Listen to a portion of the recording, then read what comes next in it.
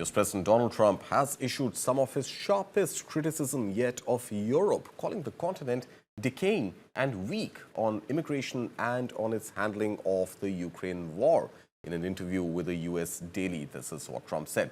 Now, Trump took aim at European governments over the Russia-Ukraine conflict at a time when divisions are widening over a US-drafted peace plan. Many European leaders fear the proposal could pressure Kyiv into giving up territory seized by Russia since its full-scale invasion in 2022. Trump's remarks further strain relations between Washington and its closest allies as it comes just days after the US administration released a revised national security strategy that warned of so-called civilizational erasure. Civilizational erasure is what Trump called it in Europe to urge a tougher stance on migration.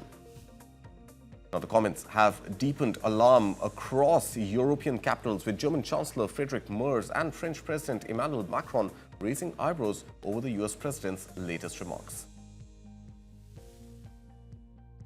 And US President Donald Trump said late Sunday that Ukrainian leader Volodymyr Zelensky could choose to end the war with Russia almost immediately, but retaking Russian-occupied Crimea or joining NATO are off the table. Now, this comes as Zelensky agreed to hold fresh elections in the country and send a revised peace proposal to Washington to end the long-standing conflict with Russia.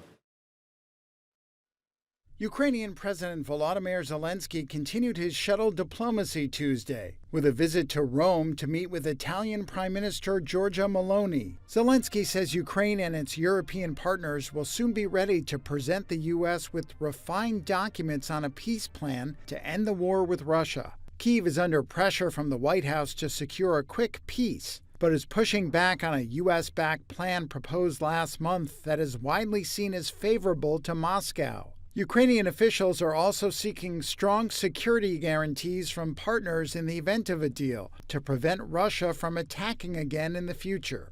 President Donald Trump's envoys have given Zelensky days to respond to a proposed peace agreement that would see Ukraine accept territorial losses in return for unspecified U.S. security guarantees. That's according to a report in the Financial Times on Tuesday.